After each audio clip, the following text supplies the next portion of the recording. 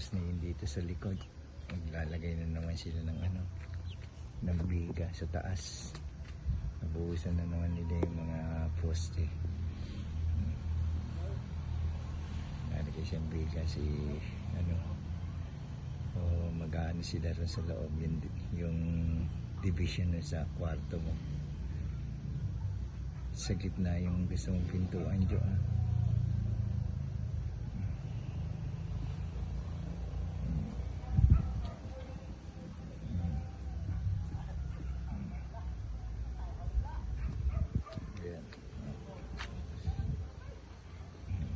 Maganda pa nung ngayon, may masyado. Sa susunod, order na ako ng palambak. Kaano ako ng palambak.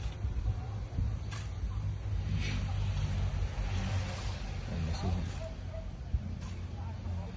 Apat at saka kailangan ko ng palambak para doon sa kabila. Ayun, ang taas na. Tapos maglalagay na sila ng biga.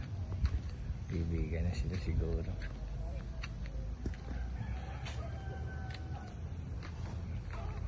Dalawa nagsasaki o magdidivision sila doon sa loob. Sila. Tapos sobrang init ng panahon ngayon. Handa na nila yan. Saki na sila. Siguro sila rito mamayang hapon. Mapormahan naman ito. Tapos itataas nila. Tapos dyan, papatungan pa nila ang dalawa. Dito, mabubuhos sila.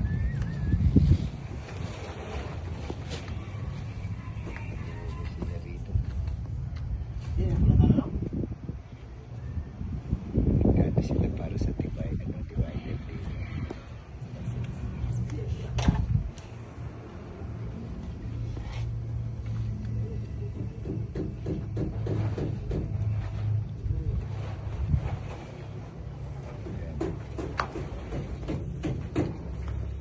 Buhusan nila rito.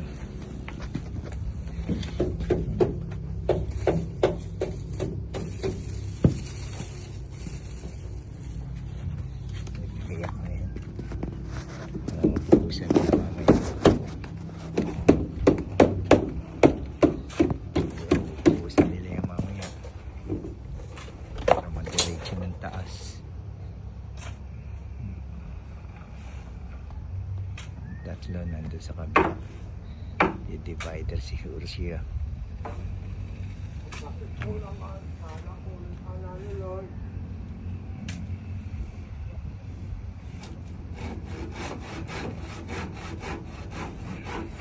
Dalawa nagsasakin.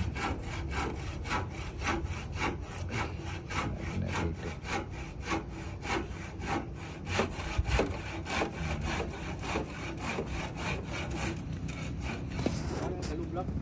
Ilan, boss? 300?